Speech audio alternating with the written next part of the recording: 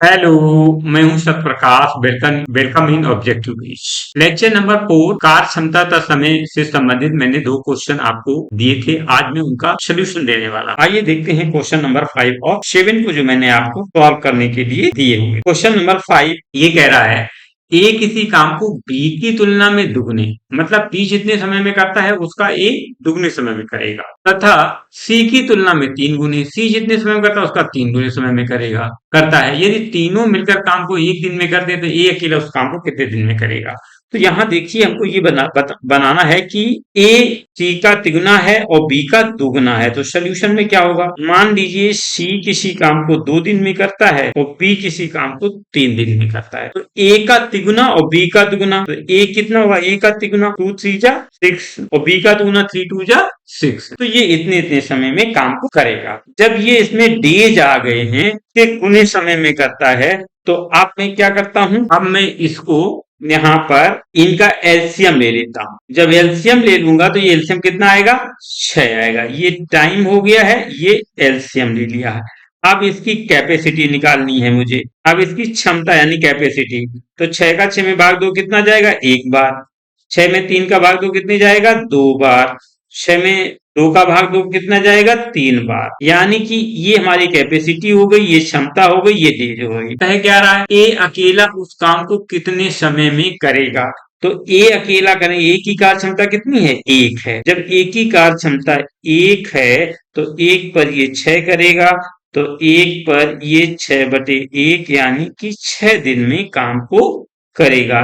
तो ऑप्शन कौन है, सी इज करेक्ट। आते हैं नेक्स्ट क्वेश्चन 7 में।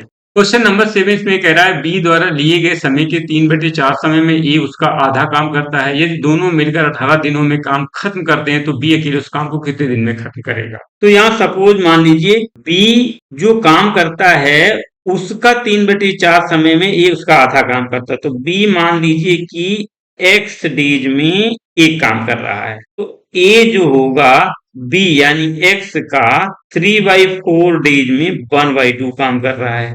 1/2 का मतलब ये हो जाएगा, यहाँ पर 2 को इधर ले आइए, ए को पूरा काम करवाइएगा।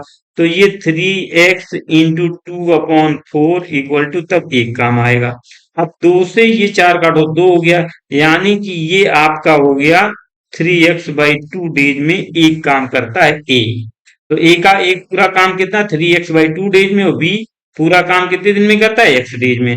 अब इसे निकाल दीजिएगा, बी x डेज में एक काम करता है, ए 3x/2 डेज में एक काम कर रहा है। तो अब ये तो टाइम हो गया है। अब इसका टाइम का इसमें गुणा कर दीजिए तो एलसीएम कितना हो जाएगा, ये एलसीएम आपका आ जाएगा 3x। एलसीएम कितना हो जाएगा, 3x हो जाएगा। अब इस एलसीएम में जब हम टाइम को डिवाइड करेंगे, ये आपका क्या हो गया, ये आपका एलसीएम हो गया। अब इस एलसीएम में टाइम मतलब टी से डिवाइड करो तो क्या निकलेगा, कैपेसिटी। तो क्या होगा, 3x में x से डिवाइड करोगे तो 3 निकलेगी कैपेसिटी। ए की कैपेसिटी बी की निकल आई, तो ए की कैपेसिटी 3x में 3x/2 का डिवाइड कर दीजिए। 3x में 3x/2 का ये कट जाएगा, 2 ऊपर चला जाएगा, यानी कार्य क्षमता कितनी आ गई, 2 आ गई इसकी। अब जब 2 कार्य क्षमता आ गई है तो अब ये कह क्या रहा है, कहते हैं यदि दोनों मिलकर 18 दिनों में काम को खत्म करते तो बी अकेले कितने दिन में करेगी। तो दोनों मिलकर यानी कि अगर हमें एलसीएम पता चल जाए तो हम बी की कार्य क्षमता उसमें भाग लगा देंगे तो हमारा आंसर आ जाएगा। तो अब इसमें दोनों मिलकर यानी 3 दोनों 5, 5 कार ए प्लस बी करते हैं 3x।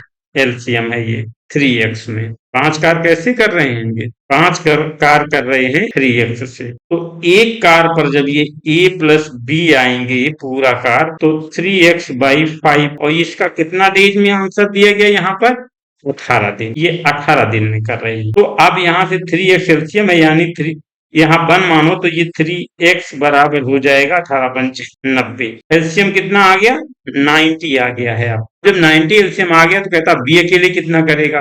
बी की कार्य क्षमता कितनी है, 3 है। बी की कार्य क्षमता 3 है, यानी कि 3 पर बी 90 कार आ रहा है। तो 1 पर कितना आ जाएगा बी का कार, 90/3, यानी कि 3 3 9 30 डेज।